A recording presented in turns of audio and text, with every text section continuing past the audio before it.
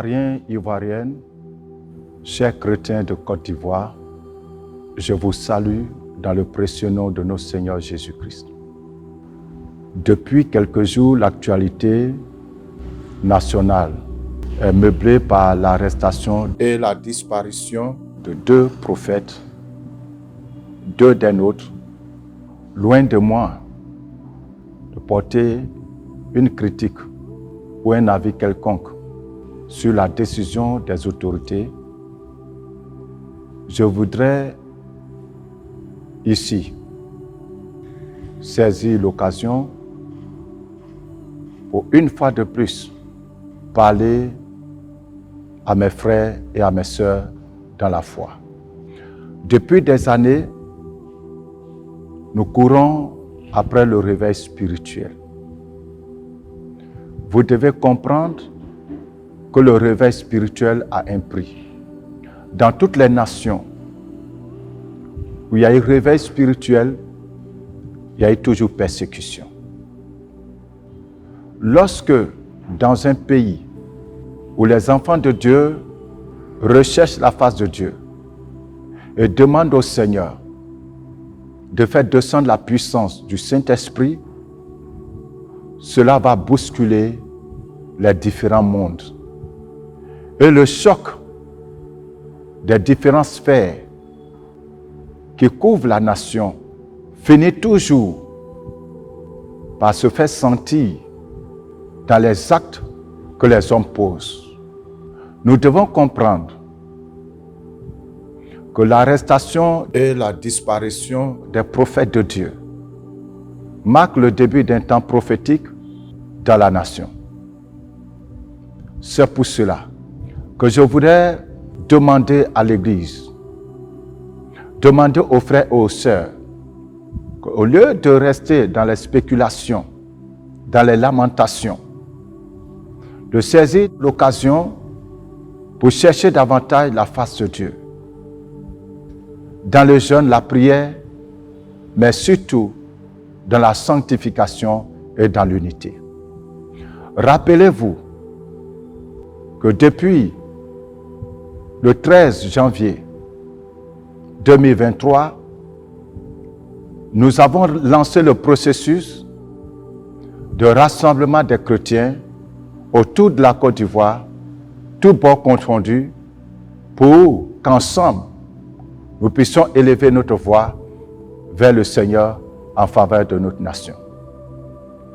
Et dans ce processus, et par l'Esprit de Dieu, nous avons révélé que dans la suite des temps, 2 camps vont se former dans l'arène spirituelle, ecclésiastique de notre nation. Car, en effet, et cela est vrai, certains de nous n'ont pas su garder leur rang. Ils se sont laissés séduire par la gloire de ce monde. Et malheureusement, ils sont tombés sous le charme de la luxure, l'opulence et l'exaltation de l'homme. Et dans leur soif de s'enrichir, d'être influents, d'être renommés, dans leur soif de drainer du monde, de faire des miracles, ils ont malheureusement signé des pactes et sont rentrés dans des alliances obscures. Ils sont nombreux, cette catégorie de serviteurs, qui avaient pourtant bien commencé, mais qui malheureusement n'ont pas persévéré dans la souffrance et attendent que le Seigneur lui-même les relève. Et depuis quelques années, il y a beaucoup de bruit qui se font autour de nos hommes de Dieu. À tort ou à raison, je ne le sais. Mais ce que je sais, c'est qu'aujourd'hui, notre nation, notre Église, l'Église de Côte d'Ivoire, est infiltrée par des hommes et des femmes qui ont décidé de collaborer avec les puissances occultes et mystiques. La vérité est que la franc-maçonnerie est rentrée au milieu de nous. La vérité est que les Illuminati sont au milieu de nous. La vérité est que les adorateurs de Mami Wata sont au milieu de nous. La vérité est que les satanistes au col blanc sont au milieu de nous. C'est pour cela que j'invite l'Église à éviter de défendre ou de condamner qui que ce soit, car personne ne connaît réellement la vérité. Seul le Saint-Esprit sait qui est qui aujourd'hui en Côte d'Ivoire. Je répète, personne ne sait aujourd'hui qui est qui. Seul le Saint-Esprit sait aujourd'hui qui sont ceux qui sont encore avec lui et qui sont ceux qui ne sont plus avec le Seigneur. Mais qui pourtant utilisent la Bible, utilisent le nom de Jésus et qui font des miracles et qui drainent du monde et qui séduisent un plus grand nombre de personnes. Cela ne veut pas dire non plus que tous sont mauvais. Mais au risque de se retrouver demain confus lorsque la vérité se révélera, je vous conseille, chers frères et sœurs, de garder le silence, de ne ni défendre, ni condamner qui que ce soit lorsque vous entendez les bruits. Plutôt, cherchez la face de Dieu, priez pour la personne, invoquez le Seigneur, jeûnez. Et le plus important, veillez sur vous-même, de peur que vous ne tombiez vous-même.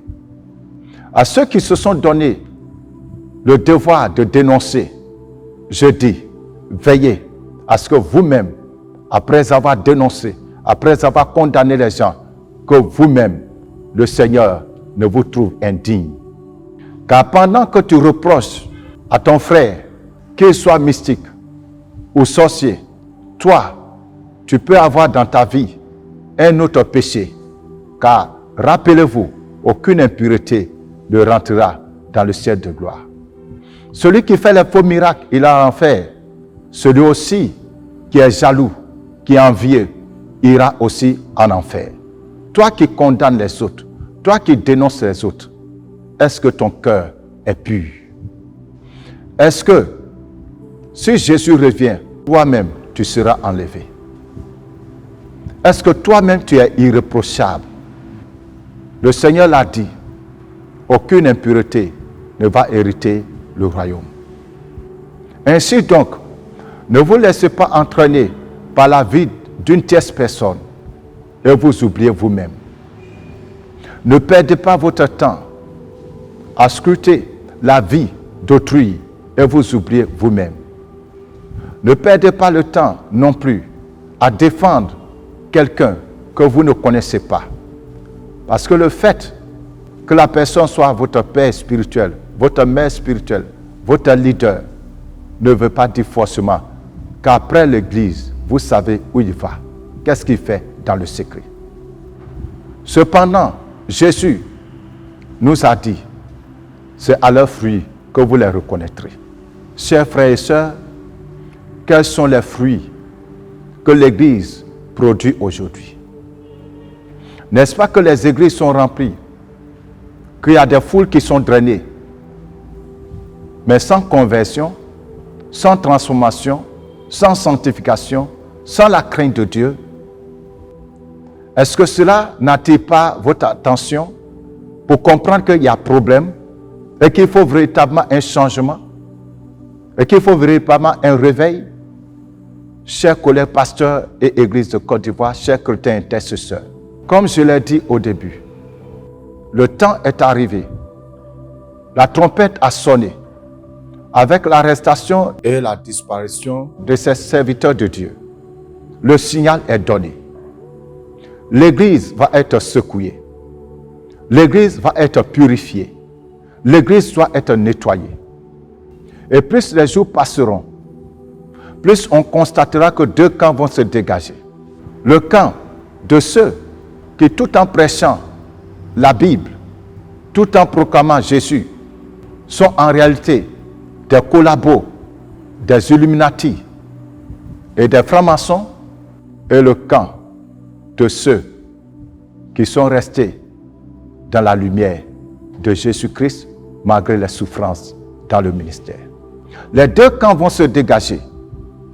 Le face-à-face aura lieu dans le monde spirituel et le face-à-face aura lieu dans l'espace ecclésiastique en Côte d'Ivoire.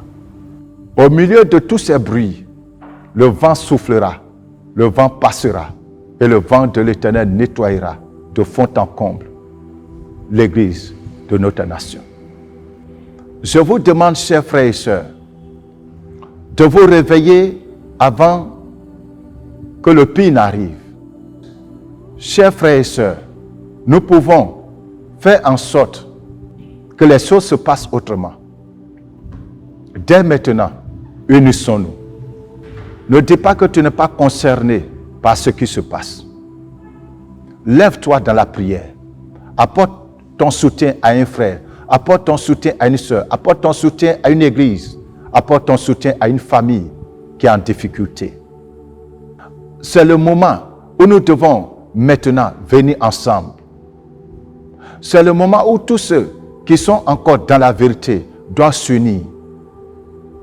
C'est le moment où chacun de nous qui a vraiment soif d'une nouvelle Côte d'Ivoire, d'une nouvelle nation, doivent se donner la main d'association. Laissons tomber notre ego. Laissons tomber nos intérêts personnels. Laissons tomber le qui verra-t-on, de qui parlera-t-on. L'enjeu dépasse notre personne. Il s'agit de notre nation. Il s'agit de l'avenir de notre pays, notre avenir, l'avenir de nos enfants et nos petits-enfants. L'avenir de l'Église de Christ.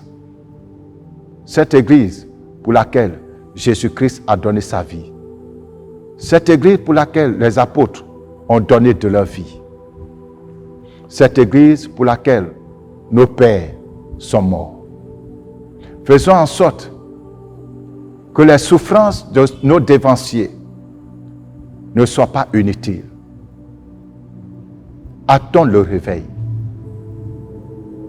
Cherchons Dieu dans le jeûne, dans la prière, dans la sanctification et dans l'unité. Et le Seigneur Jésus-Christ, qui règne, déversera son esprit sur toute chair, afin que la prophétie s'accomplisse pour notre nation. Que le Seigneur vous bénisse. Shalom. Quelque chose de fort Something strong est en chemin. is on the way. Je ne sais ni le jour ni l'heure, I don't know the date and the time, mais celui qui m'a envoyé m'a dit de vous dire, but the one who sent me told me to tell you, préparez-vous. get ready.